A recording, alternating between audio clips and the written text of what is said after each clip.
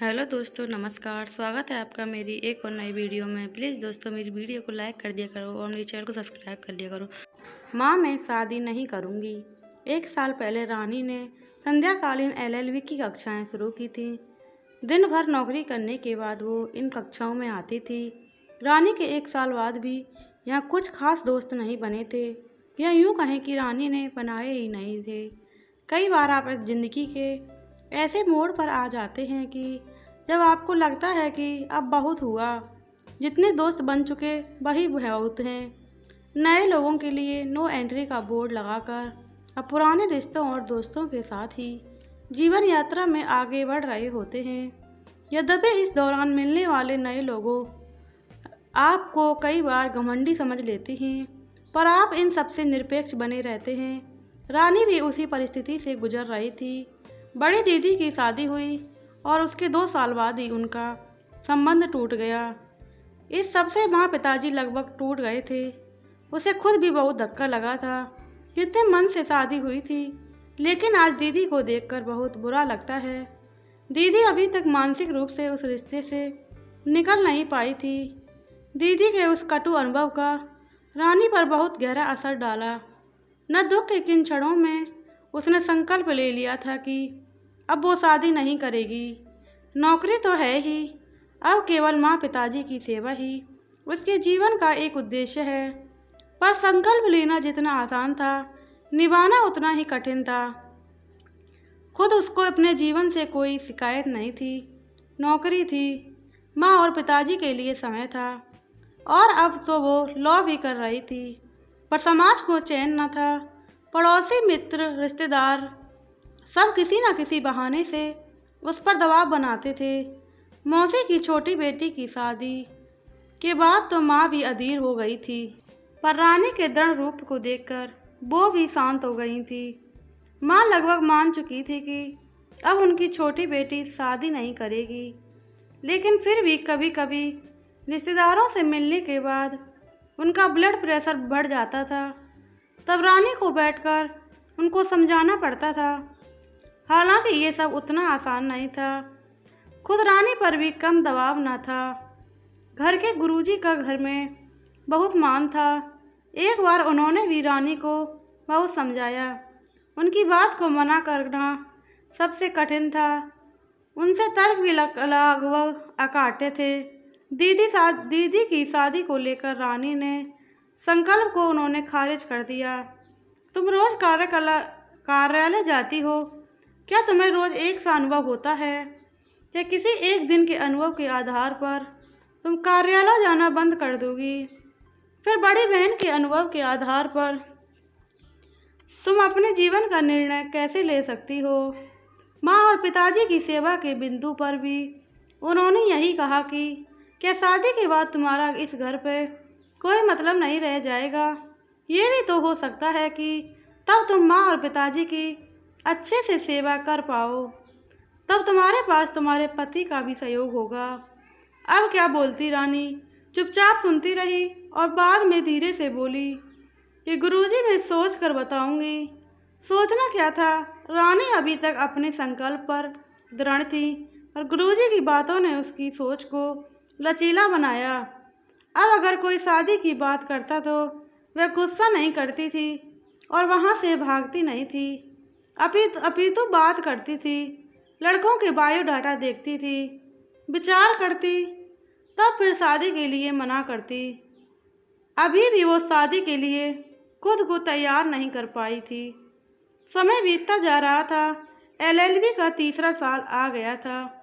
माँ अभी भी उसकी शादी के लिए चिंतित थी। मौसी की छोटी बेटी को बेटा हुआ था। मौसी मिठाई लेकर आई थी। अब तू भी शादी करके सेटल हो जा, मौसी ने सुझाव दिया था। मौसी, मैं सेटल हूँ, अच्छी नौकरी है मेरे पास, लॉ अगले साल तक खत्म हो जाएगा तो तरक्की भी हो जाएगी। शादी करके ही लोग जिंदगी में सेटल होते हैं, ये आपसे किसने कहा?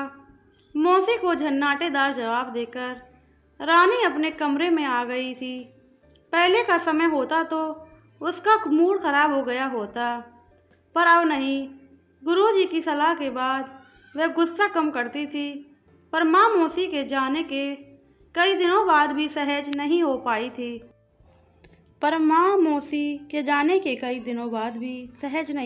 थी। अब तो माँ ने कुछ भी बोलना छोड़ दिया था, पर उनकी आंखें बहुत कुछ बोलती थी। कई बार ऑफिस से आने पर पनियाली आंखों से उसे निहारती निशब्द रानी को लगता था कि मानो वो आंखें बंद कर अंदर तक वेद रही हैं, दिल में घाव कर रही हैं। बहुत देर तक उन आंखों को झेल पाना उसके बस में न था। ऑफिस के काम के बहाने वो अपने कमरे में भाग आती थी। ऑफिस के काम से 4 दिन के लिए जयपुर गई थी। उसी बीच गुरुजी का फोन आया। शोभित को जानती हो? उन्होंने फोन से पूछा। शोभित कौन? अरे तुम्हारे साथ लॉ की क्लास में पढ़ता है। ओह, याद आ गया। थोड़ा लंबा और छरछरा सा लड़का, चश्मा लगाता है। पिछले साल संविधान दिवस के अवसर पर क्लास में पुस्तक समीक्षा प्रतियोगिता हुई थी, जिसमें उसने प्रथम पुरस्कार प्राप्त किया था। कितना धारा प्रभाव बोलता था। सभी लोग गदगद हो गए थे। रानी को भी उसकी पुस्तक समीक्षा पसंद आई थी, पर उसने आगे बढ़कर उससे शोभित को बधाई नहीं दी थी। जब से उसने शादी न करने का दृढ़ संकल्प लिया था, वह जानबूझकर लड़कों से दोस्ती न करती थी। ना जाने कोई क्या सोच ले, इसलिए वो सदा लो प्रोफाइल ही रहती थी। रानी की सोच रही थी कि पर गुरुजी कैसे जानते हैं कि उसे। खैर कोई नहीं, उसने गुरुजी को बताया कि वह शोभित को जानती है। गुरुजी का अगला सवाल ज़्यादा कठिन था कि वह कैसा लड़का है। अब इसका क्या जवाब दे। उसने स्पष्ट बता दिया कि मेरी उससे बात नहीं होती। वैसे भी मैं अभी जयपुर में हूँ, वापस आकर फ़ोन करती हूँ। फ़ोन कट गया, पर रानी थोड़ी देर सोचती रही। गुरुजी ने ऐसा क्यों किया?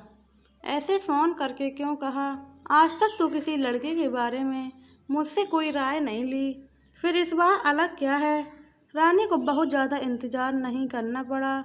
अगले महीने ही कार्तिक एकादशी को घर में पूजा थी। गुरुजी पधारे थे। तब पता चला कि शोभित के माता पिता ने गुरुजी से दीक्षा ली है। लॉ के कक्षा के सामूहिक फोटोग्राफ में रानी को शोभित की भाभी ने देखा था। उनको लड़की तुरंत पसंद आ गई थी। उन्होंने फिर अपने सास ससुर की सहमति ली। जब रानी जयपुर में थी, तभी शोभित के माता पिता को पता चला कि रानी के माता पिता गुरुजी को बहुत मानते हैं। इसलिए उन लोगों ने गुरुजी से निवेदन किया था कि वो इस संबंध में लड़की के घर वालों से बात करें। चूँकि गुरुजी रानी के संकल्प को जानते थे, इसलिए उन्होंने सबसे पहले रानी को ही फ़ोन किया। पूजा के बाद भी उन्होंने रानी से ही इस संबंध में स्पष्ट कहा कि देखो, जब तक तुम निश्चय नहीं कर लेती, तब तक तुम्हारे माता पिता को कुछ नहीं बता रहा हूँ। एक बार उनसे कोई चर्चा करने पर वो बहुत उम्मीद पाल लेते हैं, और तुम मना कर दोगी तो उन्हें बहुत बुरा लगेगा। इसलिए तुम सोच लो और मुझे बता दो, फिर मैं तुम्हारे अभिभावकों से बात करूँगा। तुम पर कोई दबाव नहीं डालूँगा, पर कोई निर्णय लेने से पहले 2 बातों का अवश्य ध्यान में रखना। पहला कि शोभित जैसा सरल हृदय व्यक्ति मिलना लगभग असंभव है। अत्यंत भोला बालक है, जैसा ऊपर से वैसा भीतर से भी है। आज के समय में ऐसा जीवन साथी मिलना परम सौभाग्य की बात है। और दूसरी बात यह है कि अगर तुम्हारे माता पिता को मात्र 4 महीने ही जीवित रहना हुआ, तो तुम्हारी शादी के निर्णय से वो 4 वर्ष जीवित रहेंगे। अब तक जितने भी तर्क उसने शादी करने के लिए सुने थे, ये सबसे ज़्यादा मार्मिक था। शादी न करने का संकल्प उसने माँ और पिताजी की सेवा करने के लिए ही लिया था। अब अगर ऐसे निर्णय से वो दीर्घायु हों, उससे बेहतर क्या होगा। पहली बार उसने अपने सोचने की दिशा बदली। अब तक वो सामने से आए सभी प्रस्ताव को खारिज करती आ रही थी, पर इस बार नहीं। इस बार इस रिश्ते को पूरा मौका देना चाहती थी। पिछले 2 सालों में दीदी में भी काफ़ी सकारात्मक बदलाव आ गए थे। उन्होंने नई नौकरी शुरू कर दी। तलाक की सारी बुरी यादें वो लगभग भूल चुकी थी। रानी को भी कई बार वो शादी के लिए प्रोत्साहित कर चुकी थी। शोभित भी उसे ठीक लगता था। हालांकि कभी सोचा नहीं था उन दोनों की कभी शादी की बात चलेगी। जितना शोभित क्लास में देखा था उसके आधार पर उसकी इमेज ठीक थी। सामान्य तौर पर वह शांत ही रहता था, पर मंच पर प्रतिभा दिखाने का मौका मिलता तो धाक जमा देता था। इस नववर्ष की संध्या पर उसने बहुत ही सुंदर गीत गाया था, मीत न मिला रे मन का। भावी पति के रूप में उसने किसी भी आदमी की ऐसी कल्पना ना की थी, पर आज कल्पना में एक चेहरा बार बार उभर रहा था। रानी के पास उस चेहरे के बारे में सोचने का अवसर न था। काफ़ी देर से उसके अंदर मंथन चल रहा था। गुरुजी की माता पिता की दीर्घायु वाली बात एकदम रानी के अंदर तक बैठ गई थी। रह रह कर रानी का ध्यान उसी वाक्य पर केंद्रित हुआ जा रहा था। सुबह होते होते उसने निर्णय ले लिया, वो शोभित से बात करेगी। एक बार इस रिश्ते को अवसर देना चाहती है। उस दिन पहली बार शोभित से बात हुई। रानी ने ध्यान से देखा तो शोभित की थोड़ी लंबी लगी। बाहर से वो निकली हुई। शोभित को सब पता था। भाभी के फोटो पसंद करने से लेकर गुरुजी के रानी से बात करने तक उसने केवल यही बोला कि रानी जी, जो निर्णय लेना है थोड़ा जल्दी लीजिएगा। मैं घर में सबसे छोटा हूँ और केवल मैं ही शादी के लिए बचा हूँ। मेरी शादी की बात बहुत दिनों से चल रही है। अगले हफ्ते ही घर के लोग एक लड़की देखने जाने वाले हैं। रानी ने हाँ में सिर हिलाया। मोबाइल नंबर का आदान प्रदान हो गया। विचार मंथन की प्रक्रिया शुरू हो गई। अगले दिन रानी ने शादी के बाद भी अपने माँ पिताजी की सेवा करने का संकल्प शोभित को बताया। उसे कोई दिक्कत नहीं थी। उसने बस इतना कहा कि शादी के बाद जैसे मेरे माता पिताजी वैसे आपके माता पिताजी, दोनों में अंतर कैसा। शोभित की ये बात रानी के दिल को छू गई। रानी खुश हो गई, पर यह खुशी ज़्यादा देर तक ना रही। जब घर आते ही दीदी ने साफ कर दिया कि शादी के बाद सारे पति बदल जाते हैं। अभी तो हर बात पर हामी भरेंगे ही, पर असली रंग तो शादी के बाद ही दिखता है। अब इसका पता कैसे चले, ये तो लगभग असंभव सी बात हुई। किसी के मन में क्या है, इसे कैसे जाना जा सकता है। उसने उसकी चर्चा भी शोभित से की। पहले तो वो खूब जोर से हंसा, फिर गंभीर होकर बोला कि अब आपको इतना तो विश्वास करना ही होगा। इस बात का कोई प्रमाण मैं नहीं दे सकता। बात सही भी थी, शादी में इतना रिस्क तो लेकर ही चलना होगा। शोभित से पहली बार बात किए हुए 1 महीने हो गए, पर रानी का निर्णय अभी ख़त्म नहीं हुआ था। कई बार लगता था कि शादी कर ही लें, फिर सोचती कि सब कुछ सोच के अनुसार नहीं हुआ तो बड़े ही दुविधा थी। समय निकला जा रहा था। उस दिन मन बड़ा ही अशांत था। शाम की लॉ की क्लास में भी नहीं आई। ऑफिस से सीधे घर आ गई थी। खाना खाकर बिस्तर पर आंखें बंद करके काफ़ी देर तक लेटी रही। मस्तिष्क में कई लोगों के चेहरे उभर रहे थे। पनियाली आंखों वाली माँ, टूट कर रोती हुई दीदी, साहस बढ़ाते हुए पिताजी, गुमसुम सा शोभित और सबसे ज़्यादा प्रभावशाली चेहरा गुरुजी का लग रहा था। उनकी एक बात आज कानों में बार बार गूंज रही थी कि कोई निर्णय लेने से पहले इतना बस ध्यान में रखना कि अगर तुम्हारे माता पिताजी को 4 माह की जीवित रहना हुआ तो तुम्हारे शादी करने के निर्णय से वो 4 वर्ष तक जीवित रहेंगे। इसी बीच उसने देखा कि घर के सभी लोग केदारनाथ की यात्रा पर गए हैं। गुरुजी भी साथ में हैं। ना जाने वहाँ शोभित भी कहीं से आ गया। गुरुजी इसके घर वालों से शोभित का परिचय करवा रहे थे। फिर अगला दृश्य उभर कर आता है। एक अपरिचित महिला जिसका मुंह ढका हुआ है, शोभित और उसका मांगलिक कार्यक्रम करवा रही है। रानी ने ध्यान से देखा तो वह महिला सीधे पल्ले की साड़ी पहने हैं। ये कौन है? उसकी माँ तो ऐसी साड़ी नहीं पहनती। अचानक नींद टूट गई। ओह, ये तो सपना चल रहा था। रात के 3 बज रहे थे। क्या भगवान कोई संकेत दे रहा है? केदारनाथ यात्रा, मांगलिक कार्यक्रम, गुरुजी, माँ और शोभित। वो बिस्तर पर फिर से सोने के लिए लेटी, पर नींद आंखों से कोसों दूर थी। अचानक उस शाम की घटना याद आ गई, जब उस दिन सक्सेना सर की आखिरी क्लास लंबी खिंच गई थी। कॉलेज से बाहर निकलते हुए रात हो गई थी। शोभित उसे घर छोड़ने के लिए साथ हो लिया। बस में कोई भी सीट खाली ना थी। दोनों बस के बीच में लगभग ऊपर वाला हैंडल पकड़कर खड़े हो गए। अगले स्टॉप पर लड़कों का एक झुंड भी बस चढ़ गया। हालांकि वो कोई हरकत नहीं कर रहे थे, पर रानी कुछ आशंकित हो गई। उसने कुछ बोला नहीं, पर जैसे शोभित सब समझ गया। तुरंत रानी को पीछे कर लिया और खुद लड़कों को और रानी के बीच में खड़ा हो गया। रानी को अच्छा लगा और ऐसा कि लगा कि जैसे कितनी सुरक्षित हो गई हो। बिना कुछ बोले भी ये आदमी मेरी बात समझता है। इस घटना को देखकर रानी मुस्कुरा दी। अब उसने निर्णय ले लिया और सोचा कि शाम को शोभित को बता दूंगी। फिर लगा कि शाम को तो बहुत देर हो जाएगी, सुबह उठते ही फ़ोन कर दूंगी। उसने थोड़ी देर सोने का प्रयास किया, पर बेचैनी बढ़ती जा रही थी। अंत में 3:45 बजे उससे रहा न गया और उसने फ़ोन उठाया और शोभित को संदेश भेज दिया कि मुझे मंजूर है। अब थोड़ी बेचैनी कम हुई। संदेश पहुंच तो गया होगा, पर इतनी सुबह उत्तर की अपेक्षा करना बेमानी था। थोड़े से प्रयास के बाद उसे नींद आ गई। सुबह जगने से उसे देर हो गई थी, पर फिर भी ऑफिस को तैयार होते हुए भी उसका ध्यान फ़ोन पर ही था। कोई संदेश, कोई फ़ोन कॉल, कुछ नहीं। फ़ोन मूक बधिर था। बाथरूम से नहाकर निकली ही थी कि संदेश की रिंगटोन बजी।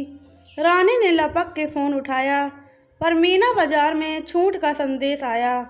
ऑफिस के रास्ते में भी उसका ध्यान फ़ोन पर ही था। अब तक तो शोभित ने संदेश पढ़ लिया होगा, पर अभी कोई उत्तर नहीं आया। क्या मैं उसे पसंद नहीं? सीधे मना ना करना चाह रहा हो, इसलिए उत्तर ना दे रहा हो। ऑफिस पहुंचकर मन ऑफिस के काम में थोड़ा उलझ गया। फिर भी कान फ़ोन के रिंगटोन पर था। लंच तक कोई उत्तर नहीं आया। ओह, अब याद आया रानी को कि पहले ही दिन शोभित ने बोला था कि वो लोग एक लड़की देखने जाने वाले थे। कहीं वो रिश्ता फाइनल तो भी नहीं हो गया। मन में अनेक ख्याल आने लगे। सोचा कि फ़ोन कर लें, पर फिर रुक गई। शादी तय हो जाती तो शोभित जरूर बताता। कई बार उसका नंबर डायल किया, पर घंटे बजने से पहले ही काट दिया।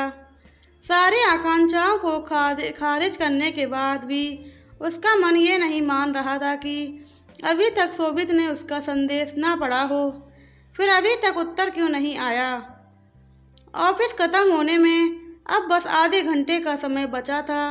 लंच के बाद उसका मन किसी काम में नहीं लगा था। अब धैर्य की सारी सीमाएं टूटने लगी थीं। अधीर होकर उसने फ़ोन मिला दिया। हेलो, उधर से सहनत है सी आवाज़ आई। रानी ने पूछा कि संदेश का कोई उत्तर क्यों नहीं दिया? कैसा संदेश? उधर से आवाज़ आई। अरे, मैंने ही सुबह आपको संदेश भेजा था। अच्छा, कब? मैंने तो मोबाइल चेक ही नहीं किया। रानी ने राहत की सांस ली। वो क्या क्या सोच ली थी, और भला मानुस ने संदेश ही नहीं पढ़ा, और रानी को खुद पर ही हंसी आ रही थी। आखिरकार रानी और शोभित की शादी हो गई। प्लीज़ दोस्तों, वीडियो अच्छी लगी तो चैनल को सब्सक्राइब करें, वीडियो को लाइक करें, कमेंट करें और शेयर करना बिल्कुल ना भूलें। बेल आइकन को प्रेस करें, जिससे आगे आने वाली वीडियो की नोटिफिकेशन आप तक सबसे पहले पहुंचे। जय श्री राम, राधे राधे, जय श्री कृष्णा। मिलते हैं आपको एक और नई वीडियो के साथ।